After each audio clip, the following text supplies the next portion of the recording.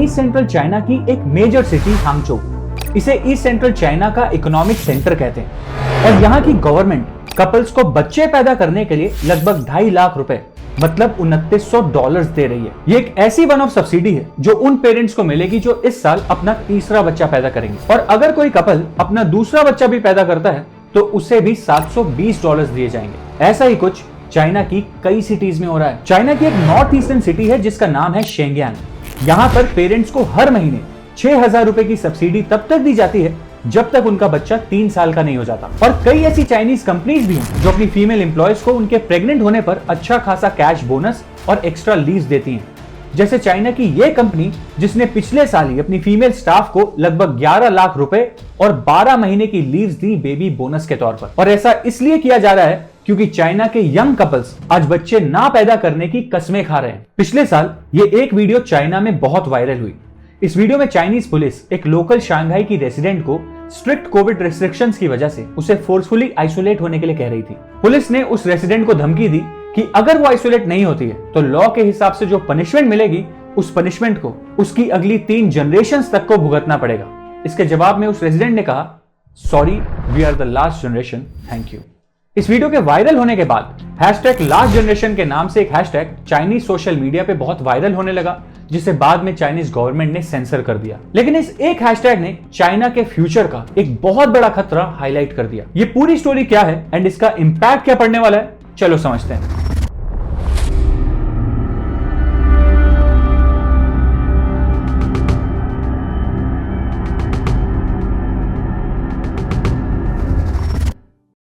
Story शुरू होती है 1950s से।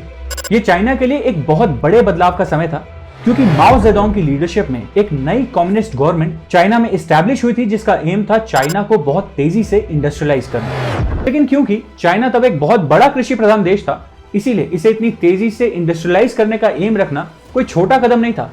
इसकी एग्जीक्यूशन के लिए एक बहुत ही वेल प्लान्ड स्ट्रैटेजी चाहिए थी। इसीलिए तब अपने इस एम को पूरा करने के लिए माओ ने ग्रेट लीप फॉरवर्ड के नाम से एक कैंपेन चाइना में शुरू किया। लेकिन तब माओ को अंदाजा भी नहीं था कि कैसे ये एक कैंपेन चाइना की हिस्ट्री के सबसे बुरे चैप्टर्स में से एक बन जाएगा। अब हुआ ये, माओ ने ग्रेट लीप फॉरवर्ड नाम के इस कैंपेन के अंदर कुछ नियम बनाए। किसानों को कहा गया कि वो इंडिविजुअली अलग अलग होकर सिर्फ अपने अपने खेतों में खेती करने के बजाय एक सामूहिक खेती करें, और फिर इस सामूहिक खेती के नाम पर किसानों को एक अनरियलिस्टिक लेवल का प्रोडक्शन कोटा अचीव करने के लिए कंपेल किया जाता था। इसके अलावा माओ ने अपना पूरा फोकस एग्रीकल्चर से हटाकर स्टील प्रोडक्शन की तरफ लगा दिया। जो लेबर, जो रिसोर्सेस पहले चाइना में एग्रीकल्चर प्रोडक्शन के लिए यूज होते थे, उसे स्टील प्रोडक्शन के लिए यूज में लिया जाने लगा। और इन चेंजेस की वजह से क्योंकि ट्रेडिशनल फार्मिंग पूरी तरह डिस्टर्ब हो गई थी, इसीलिए चाइना का एग्रीकल्चरल प्रोडक्शन बहुत तेजी से गिरने लगा एंड इस वजह से चाइना में फूड प्रोडक्शन की ऑलरेडी शॉर्टेज हो रही थी। और फिर जब 1959 में चाइना में भारी सूखा पड़ा और जो फ्लड चाइना में 1960s में आया, उसकी वजह से चाइना में इतना ज्यादा फूड शॉर्टेज हो गया कि भारी भुखमरी से ऐसा अकाल फैला कि कुछ ही समय में लगभग 30 से 40 मिलियन लोगों की मौत हो गई।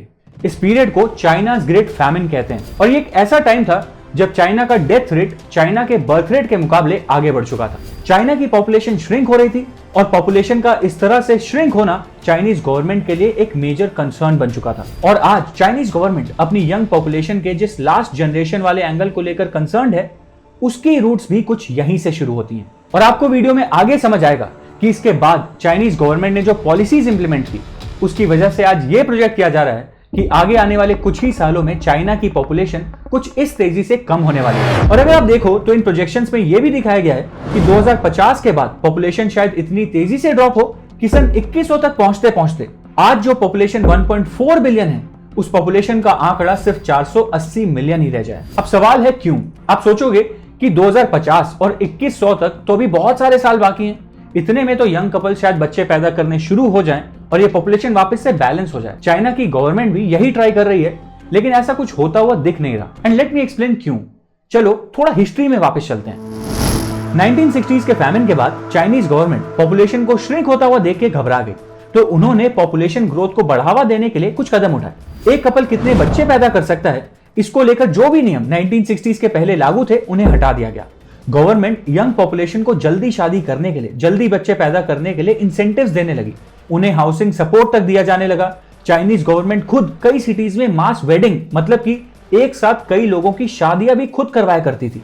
इसके अलावा फैमिन के दौरान चाइनीज इकोनॉमी को जो चोट पहुंची थी उसको रिकवर करने के लिए चाइनीज गवर्नमेंट ज्यादा से ज्यादा फॉरेन इन्वेस्टमेंट्स को अट्रैक्ट करने लगी, जिससे चाइना में एम्प्लॉयमेंट बेहतर हो गई, लोगों को बेहतर सैलरीज मिलने लगी, लोगों का लाइफस्टाइल पहले से बेहतर हो गया, हेल्थ केयर फैसिलिटीज बहुत बेहतर हो गई और इन सारे फैक्टर्स की वजह से चाइना के यंग कपल्स ज्यादा से ज्यादा बच्चे पैदा करने लगे, क्योंकि बच्चे पैदा करना, उन्हें पालना, एक अच्छा लाइफस्टाइल जीना, ये इन कपल्स के लिए पॉसिबल हो चुका था। बट इसके बाद जो पॉपुलेशन ग्रोथ हुई वो कुछ ऐसी थी। 1960s के बाद एक ऐसा टाइम आया कि एक ही औरत के लगभग 7 बच्चे भी हुआ करते थे।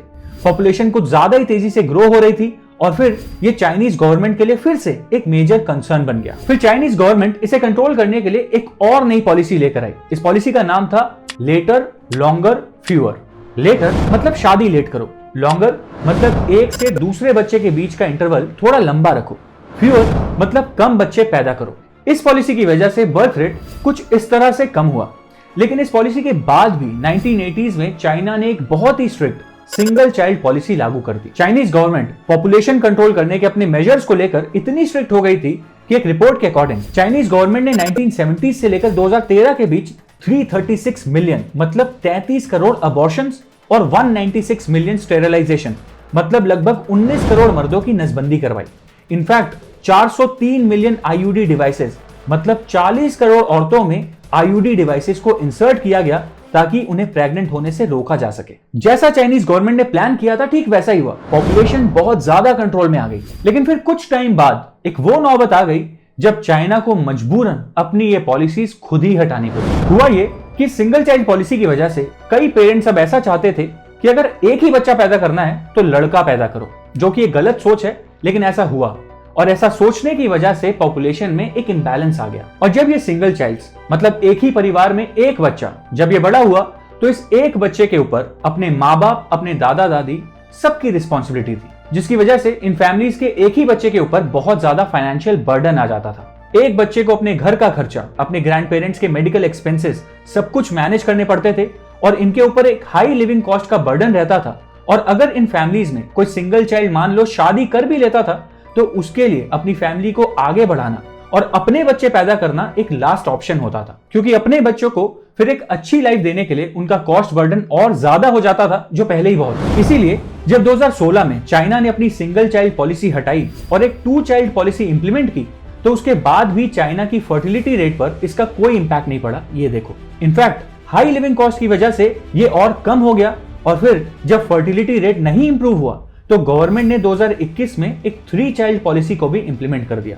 एंड अब हाल ऐसा है कि चाइना की गवर्नमेंट अपने यंग कपल्स को बच्चे पैदा करने के लिए सब्सिडीज दे रही है, लेकिन इन सब्सिडीज का भी चाइना के यंग कपल्स पर कोई फर्क नहीं पड़ रहा। मानो ये यंग कपल्स बच्चे ना पैदा करने की कस्में खा रहे हैं। और इसी वजह से अगर इंपैक्ट की बात करें तो 2050 तक चाइना की पॉपुलेशन कुछ ऐसी दिखने वाली। अगर इंडिया से इसे कंपेयर करें तो इंडिया की टोटल पॉपुलेशन में वर्किंग और इकोनॉमी के लिए कमाने वाली पॉपुलेशन का परसेंटेज ज्यादा होगा, जबकि चाइना में कमाने वाली पॉपुलेशन के बजाय बुजुर्ग लोगों की पॉपुलेशन ज्यादा होगी, जिसकी वजह से इन बुजुर्ग लोगों की पेंशन्स और मेडिकल फैसिलिटीज के ऊपर चाइना की टोटल अर्निंग का एक मोटा हिस्सा हर साल खर्च होगा। और इस ग्राफ को देख के तो ऐसा लगता है कि चाइना के जिस सुपर पावर बनने के सपने के बारे में मैंने अपनी इस वीडियो में बात की थी, वो सपना अभी चाइना के लिए बहुत दूर है। और अगर आपने ये वीडियो नहीं देखी है तो जरूर देखना, इसमें मैंने चाइना के एक फ्यूचर प्लान के बारे में बात की है। एंड अगर आपको ये वीडियो अच्छी लगी है तो इस वीडियो को लाइक करना, हमारे चैनल को सब्सक्राइब करना और मिलते हैं अगली वीडियो में।